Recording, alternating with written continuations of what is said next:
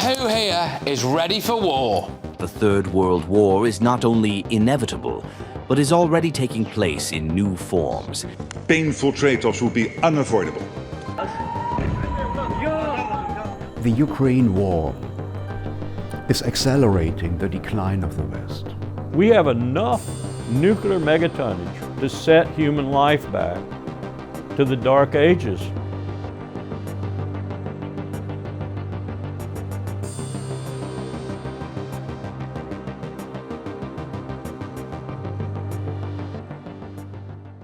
I'm James Patrick, the director of this documentary and interview series on the outbreak of World War III. For this film, a few weeks ago, I interviewed Representative Thomas Massie from Kentucky. He's been a harsh critic of NATO. He's forwarded a bill for us to exit NATO. He said we should have never gotten involved with the Ukraine war. He was the primary legislator to get the Epstein files released. And he's been a fierce critic of Israel's influence over U.S. foreign policy. Unfortunately, this last position cost him his seat on May 19th when he lost the Republican primary. But let this not discourage us, because we need hundreds of Massies. Good people should go into politics. But let this serve as a warning to us of Israel's undue influence on America's drive to war. Thomas Massie, M-A-S-S-I-E, Kentucky's 4th Congressional District. I've been in office since 2012. And you introduced this bill to get out of NATO. Can you tell me what the bill does and why we should get out of NATO? Well, I think NATO is a Cold War relic. I don't think we need to have it. I don't think Europe needs to have it. I think it's an asymmetric relationship that doesn't help us. And I wonder every day why we are subsidizing socialism by providing for their national defense. Should U.S. be a military power in Europe? No, they're big boys. They've grown up. They don't need us. I mean, the fact that Russia's bogged down in Ukraine shows you that they wouldn't just run roughshod over Europe, even if they wanted to. It can't happen. The U.S. shouldn't be military involved in Europe. I mean, they have a union now. It's basically all of NATO minus the United States. And because they're working together, they share a currency, they can take care of themselves. NATO isn't just a waste of money. The expansion of NATO has drawn us into more conflict. The fact that we keep encouraging countries closer and closer, in fact, bordering Russia to join, offends their nationalist sensibilities. And so, NATO's a Cold War relic, but Putin is the Cold War relic that's posting up against NATO. The people in Russia, they're proud, and so they support Putin because they feel threatened by NATO. And so I think it's not just a waste of money, it's an antagonistic organization toward Russia that draws us into conflicts like in Ukraine that we don't need to be in. I think we're more interested in Europe's defense than Europe is. I'm not so sure that they would have encouraged the conflict between Ukraine and Russia to the degree that we did.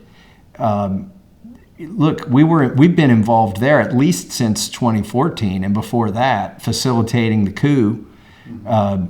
Things weren't, going that badly until we started on that path. And I've been voting against the saber rattling since 2014 in Congress, when we passed these non-binding resolutions, but they pay attention to these things overseas. And they are able to look at that and demonize the United States and say, see, they're trying to start a war with us. Congress just passed that thing that said we're bad, and they're going to sanction us. So now we've got to respond, or else we look weak. They don't like to call them wars, but I think when you take out the head of state, when you enter a country with your military against a sovereign country's will, I'm pretty sure you're at war. So, we've been at war with Venezuela and we've been at war with Iran. There's no doubt. Do you think the American public is growing tired of all these wars? Congress isn't growing tired of the wars. The American public is growing tired of the wars. But, like, for instance, in my reelection, if you look at how you get elected to Congress, you have to win a primary first. And as it turns out, Republicans aren't tired of war yet. I thought they were when Trump won and he promised no more wars or fewer wars or to end all the wars. And in fact, We started 2 wars in the first, 12 months of his administration. Clearly, there's some appetite for it. It's broadcast on Fox News. My polling shows that Republicans in Kentucky support the war with Iran with 70%. And they would even, if you ask them, if you say, would you support boots on the ground? More people would support a war with Iran with boots on the ground than would support no war with Iran. I'm talking about the Republican primary voter. And so it turns out they were tired of war, and then when Trump said, no, we're not done yet, they decided they weren't tired of war, I suppose. When you ask the question in polling, you gotta be careful. I think when people answer the question, when you ask them, do you support a war with Iran? They see that as, do you support the president? Because he's the commander-in-chief. And a lot of people don't want to say they're against the war. Younger people are more anti-war than older people too, right? Are you seeing that in the polling? Without a doubt, the biggest crosstab here isn't even Republican versus Democrat support for a war. Because, by the way, if this were Joe Biden and we were at war, you might see the inverse of these polls. You would see a majority of Democrats. They're not particularly principled if it's their man who's the commander-in-chief. But so the split that doesn't change is the age split. More and more young people are against getting into wars.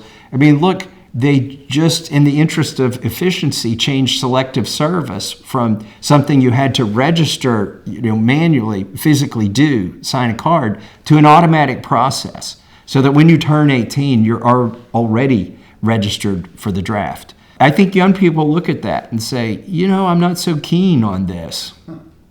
Do you think they would bring back a draft? I mean, they can at any time. The reason we still have selective service, by the way, I would vote to disband it, but the reason we have it is so you can bring back the draft on a day's notice. So Trump ran on an anti-war platform, and now he's increasingly just getting into all kinds of conflicts. In January of 2020, I had a conversation with President Trump about war with Iran. Now, to put this in context, they had killed Soleimani, not on Iranian soil, but in Iraq, and he was an Iranian general. And then we had a drone flying over there, and they shot it down. Now, whether it was over Iran or over the water, I don't know. Maybe we'll never know. But at that point, the president threatened to take action against Iran for that, and he was being encouraged to do so by members of his cabinet.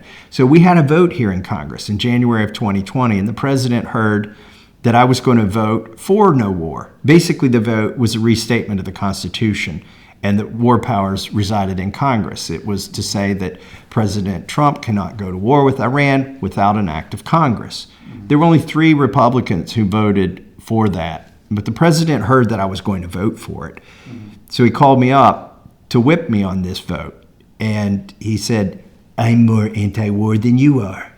And I said, well, in fact, you are. You've not started a war. You're the first president that hasn't started a war. Now remember, this was his fourth year in office, 2020. You're the first president that hasn't started a war that I could vote for since I was 18. And he said, I guess you're right. Thank you for saying that. And his argument to me was that if we didn't constrict his ability to rattle the sabers and threaten war, that he could bluff Iran into doing what he wanted and therefore avoid war. And they said, well, that would work just fine unless they call your bluff.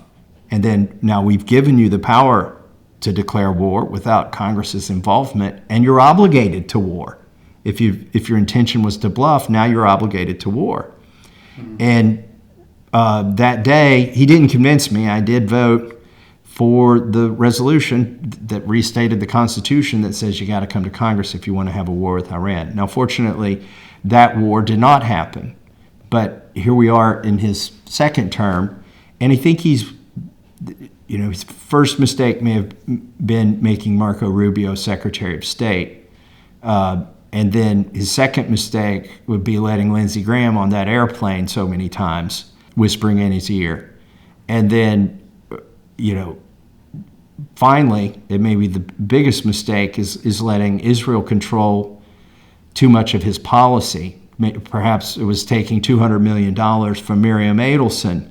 That was a mistake that I think, led largely to him being predisposed to listening to Israel's interests over America's interests with regard to war with Iran. So what's your position on the war with Iran? I mean, does this war serve any strategic interest for the United States? The war with Iran serves a strategic purpose, but not for the United States. It's for Israel. Last summer, when there was the strikes that lasted very briefly, the public argument was that we were taking out their nuclear capability, and then we declared that we had obliterated it and set them back years. But merely 6 months later, it was necessary again to obliterate their nuclear capability, or so we were told. That argument's getting old. The real reason that we conducted those strikes on Iran is because they were building up enough conventional missiles, not nuclear missiles, but conventional missiles, Israel had calculated, and perhaps our own intelligence, that they could overwhelm Israel's missile defense by just shooting them, by mere production, mass production of these missiles. And so I believe it was an effort to reduce the stockpiles of conventional medium-range missiles in Iran so that they couldn't overwhelm Israel. It was a calculation made by Israel and then a decision to assist them in the task of reducing those inventories. And I think what happened is a few months later, there was more intelligence, and Israel and the United States realized they hadn't really, the nuclear capability notwithstanding, maybe it's still buried in a mountain somewhere, and they just have to dig it out from the first bombing. But that notwithstanding, I think what they decided was, we didn't actually deplete enough conventional missiles, with conventional warheads and medium range to eliminate the threat of Iran completely from Israel. Yeah, I mean, how do you think the war is going now? I mean, I'm glad that it's slowed down, but it's given Israel an excuse to decimate southern Lebanon. And so there is somewhat of a ceasefire. You don't see as much happening these days, but the strait is still constricted. The flow's not going through there at the regular amounts. And I think Israel has used it as an excuse to make southern Lebanon look like Gaza. Yeah, because the way Fox presents the war is just totally unhinged from a lot of the military situation on the ground with Iran's capability. I mean, now they're saying, we took out half the missiles, and they're saying we decimated it, or the parliamentarian Gabriel or whatever, he says, we've been decimated 6 times according to you. It's just completely unhinged. I mean, can you militarily reopen the Straits of Hormuz? I mean, even if you got it to a point where you could get 95% of the ships through the straits, with military assistance, and you were only going to lose every 20th ship, the insurance costs to get a ship through those straits would still probably be cost prohibitive. Losing your entire cargo, even if it's only 5% of the time, is still too big of a risk. So I think it's going to be hard to do it without cooperation from Iran. I don't see how you do it without permission from Iran or without cooperation from Iran. I don't think you can force it to be opened, and unless you literally bomb Iran back to the Stone Ages. You could get to 95%, maybe even 98% of the ships get through. But if 1 in 20 or 1 in 50 get blown up, you haven't really opened it safely. And the only way to do that is with an agreement with Iran, I think, or just completely obliterating the country. Wars are easier to start than they are to end, especially for a country like America, where to prevent the next war, you have to show that you dominated in this situation. You have to come away with your integrity and at least convince some part of the world or most of the world that it was, productive exercise for you, which is hard to do. And so that's why it's hard to get out of a war. What would winning look like? Winning would look like never having started. The second best thing would be to end it quickly. That might not be the best thing for the military contractors, but that would be the best thing for us. And I don't think you're going to get to peace without having the three people at war at the table at the same time. I see all of these bilateral meetings, but that's not going to work when you have a trilateral war. You can't have the vice president go meet with Iran and some other country and not have Israel there. So all the parties have to be in agreement to have a truce. I think it's going to be hard to get Israel to agree to end this war because now the frequency of missiles from Iran has slowed down. I think Israel probably has calculated it's in their interest to keep this going. They've got carte blanche to attack Lebanon. People aren't paying attention to that now. The people have forgotten about what they're doing in Gaza.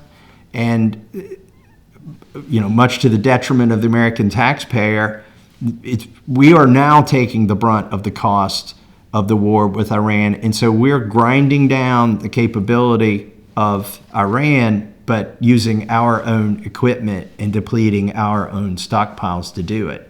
And so it's a very asymmetric arrangement, and I'm concerned that Israel doesn't want the war to end, not completely. Are you concerned about their messianic views of this world war, or that this just keep going on and on with this? Well, I don't think Netanyahu is particularly religious, so I don't think he's got any sort of other. I'm sure he's Israel first. I'm sure for him that's Jewish domination of Israel and all of the land in and next to it. But I don't think he's particularly a religious fanatic. Do you think the Epstein files were a motivation for the U.S. to start the Iran war? It's hard. I can tell you this. I don't think they sat over in the Situation Room at the White House and said that we're going to have to start a war to cover up these Epstein files. I don't think that's what's happened. Now, is it in the back of somebody's mind when they're making, otherwise calculated decisions?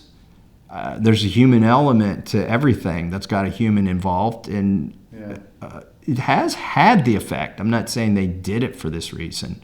They may have been influenced.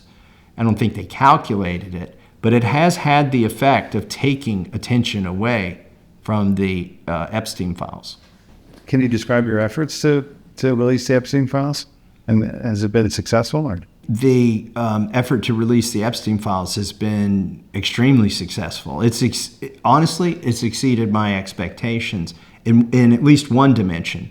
The volume of information that we've received and the things we've found out about are more than I could have imagined. But I wouldn't have hoped that we'd get to this point and not had any indictments or investigations. So it's been successful in the sense that it's released a lot of information. We've learned a lot of things. But it's not been successful yet in the sense that anybody in this country has been held accountable. We see some accountability in other countries. The former Prime Minister of Norway, the British ambassador to the United States, Prince Andrew, French Minister of Culture, all of these folks haven't just lost their jobs or titles, they've been arrested or indicted or raided. And so there is accountability over there. There's not been accountability here. I think to get to the next step, you're going to need another FBI director and another attorney general. Will that happen during this administration? I hope so, but I'm not sure that it will. You see, Kash Patel has already told the Judiciary Committee in the Senate, and he's told me personally as a member of the Judiciary Committee in a hearing that he was, sworn to tell the truth, that there's no evidence whatsoever in these files of any co-conspirators beside Jeffrey Epstein and Ghislaine Maxwell. And so he's either got to claim ignorance when we start investigating and indicting the people who are implicated in these files, or he's committed perjury to Congress. So I don't think you're going to get him to say either of those two outcomes. You'll probably need another FBI director to get to the next step, and probably another attorney general, because yes, Pam Bondi is gone, but it was always Todd Blanche who was running the document production of the Epstein files anyway. So you're not going to get an answer there. But here's the good news. The way that the disclosure under the Epstein files was accomplished is unprecedented. It was done through law. Everything else that's been discovered, whether it's Bill Clinton's peccadillos or whether it's Iran-Contra or whether it's Watergate, it wasn't done with a law. It was done with a subpoena or an investigation of a current Congress. Guess what? When this Congress expires, the Epstein files does not expire. When this oversight committee has another chairman, it doesn't matter. The Epstein files still exist. The Epstein Files Transparency Act still exists. Why is that? Because it passed both chambers and was presented to the president and signed into law. So the Epstein Files Transparency Act is incumbent on attorneys general years from now, a decade from now. I can't tell you who's going to be the attorney general 10 years from now, but I can tell you this. Unless the Epstein Files Transparency Act is revealed, that attorney general could be criminally liable for not releasing anything in that department that he or she comes across that has anything to do with Epstein. So I do think you'll eventually get the full production. Yeah, I hope so, huh? And have you received any threats over your work on the Epstein files? I haven't received any threats, unless you count $15 million spent against me in the last few months to get me out of Congress. Politically, only my political existence so far has been threatened for exposing these files. Okay. And can you describe the battle you're in now for your seat, or how is it tense? So I'm in the most expensive congressional primary in the United States right now. There are 435 seats, and no incumbent is being challenged like I am being challenged now. I've had, when it's all said and done, I think they will have spent $15 million against me. Now, I will raise and spend a lot of money myself trying to defend my seat. But here's what's interesting. The president would have you think that I'm being primaried because I voted against his signature spending bills. But the reality is, over 95% of the money of that $15 million that's being spent against me has come through AIPAC, the Republican Jewish Coalition, or Christians United for Israel, which is basically a wing of the same bird of those organizations, or Miriam Adelson, who's a citizen of Israel who acquired American citizenship, Paul Singer, who incidentally is not just a big fan of Israel, he owns Citgo now, bought it for pennies on the dollar. That was the formerly nationalized oil company, gasoline company of where? Venezuela. He bought it for pennies on the dollar, and he wasn't even the highest bidder, just couple weeks before we invaded Venezuela. So all of the money, 95% of it, I estimate, which is practically all of the money being spent against me, is motivated by the Israeli lobby and or the portion that Paul Singer represents, which is Israeli and Venezuelan interests. So how would you characterize the U.S.-Israel relationship? I think Israel is using us. I think it's a very asymmetric relationship. I noticed that Israel has a lot of lobbyists here in Washington, D.C. Mm-hmm. If they're our best ally, why do they need so many lobbyists? I've never met a lobbyist here from Great Britain. I've never met a lobbyist here from Canada. I've never met a lobbyist here from Australia. Why would one of your closest and strongest allies need to lobby every member of Congress and get involved in our congressional and Senate races if the relationship with them was bilateral and good for both? I think we get more harm than good from our involvement in the Middle East, and that policy is driven more by Israel than any other country. Our relationship with Israel is kind of like a NATO with only two countries. And one of the countries has, less than 10 million people, and the other country has over 350 million people. And they're not obligated to our defense, but we're obligated to their defense. It's like the worst form of NATO. It's the worst form of any kind of treaty. And we give them, and have been giving them, for the entire time I've been in Congress, a baseline of $3.8 billion a year.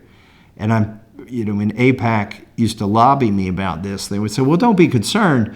We're spending it all on Lockheed Martin and Raytheon and your military industrial complex. So you're getting all the money back.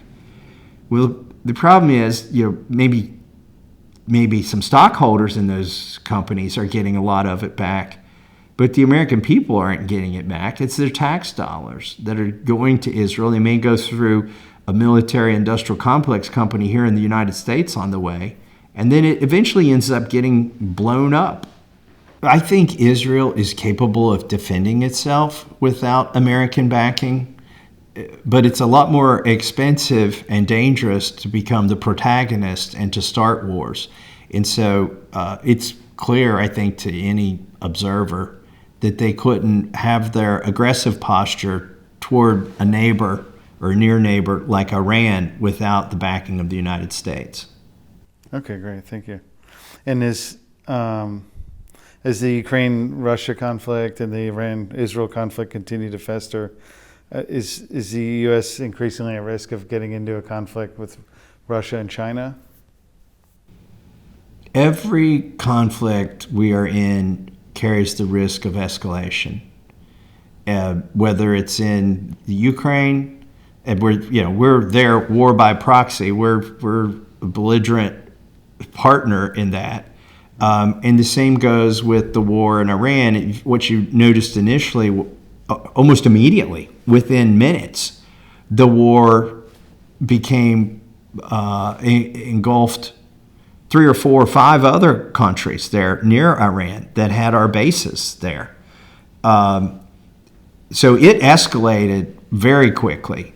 And it may have escalated more if we hadn't got into this lull. I'm not going to call it a complete ceasefire, but if we weren't at this point, and if we were still pounding Iran, I think they would still be striking out and hitting our assets in the region and possibly even our allies, like even the allies' assets. Correct me if I'm wrong, but you were the first congressman to oppose the Ukraine war, weren't you? I opposed the Ukraine war before it started. You can go back and look. In 2014, there were resolutions from Congress condemning Russia, taking positions in the Ukraine, arguing for sanctions against Russia for their behavior toward Ukraine. All of these things were happening, and I was voting against it because I argued that it would lead to war. To rattle the sabers would only encourage them to reciprocate. They have to keep their national pride. When news is global, you can't ignore it. And their leaders to stay popular and be in power. You can't just take that sitting down. And so since I've been observing Congress opining on Ukraine, I've been against the escalation, which eventually did lead to war. What's the risk this will escalate into a full-blown world war, drawing in China and Russia?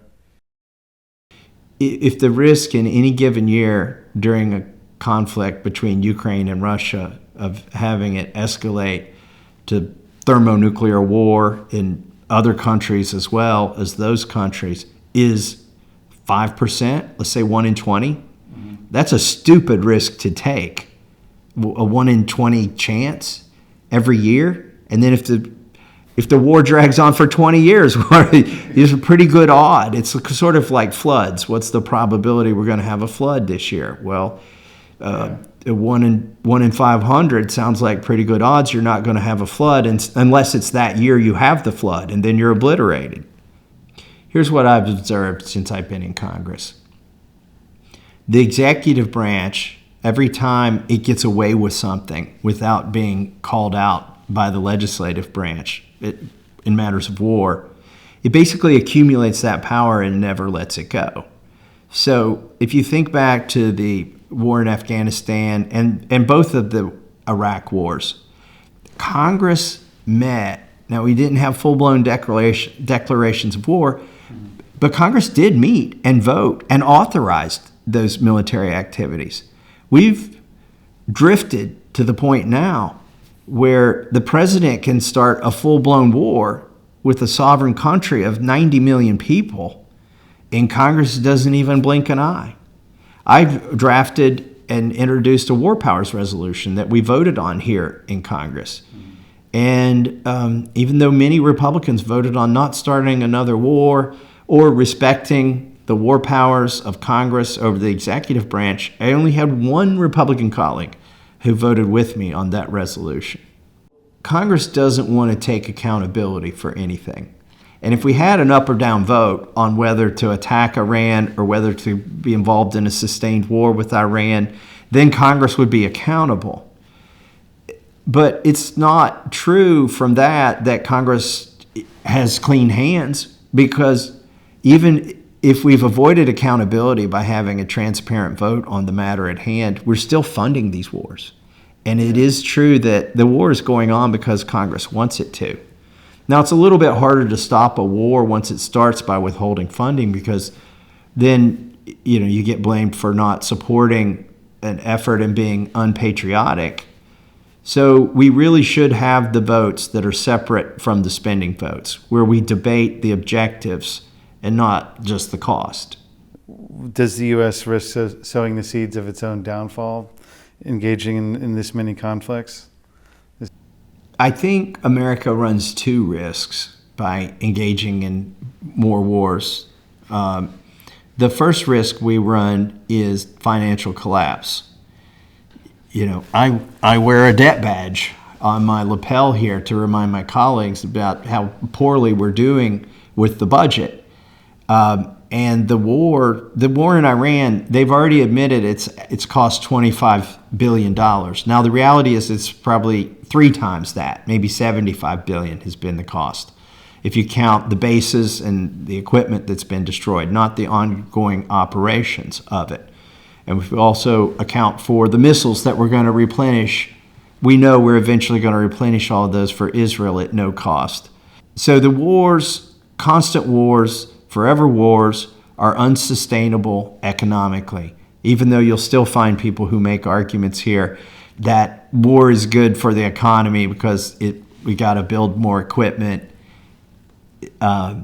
There's another hazard that we run, and that is we're pissing off more and more of the world. We're losing the moral authority to basically be the superpower of the globe.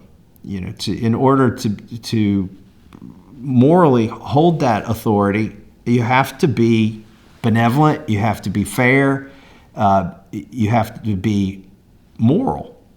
And some of the things that we've done or threatened to do seem to cross that line. When you go in and you bomb civilian infrastructure or threaten to do it, or when you provide the military equipment to Israel to just completely flatten Gaza.